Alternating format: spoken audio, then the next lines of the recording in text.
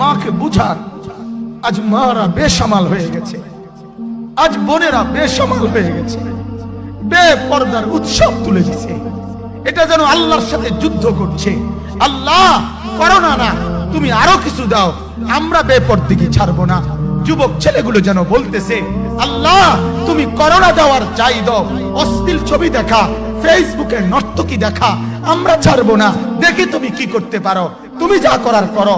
দোকানদার ব্যবসায়ীরা হারামের লেনদেন করা বন্ধ করছে না, সুদখোর সুদ ছাড়ছে না, ঘুষখোর ঘুষ ছাড়ছে না, নাফরমান আর জিনাকার ব্যভিচারী এরা কেউ কিছু ছাড়ছে না। বেহায়ার বেপর্দা নারী তার অশ্লীলতার বেহায়াপনা ছাড়ছে না।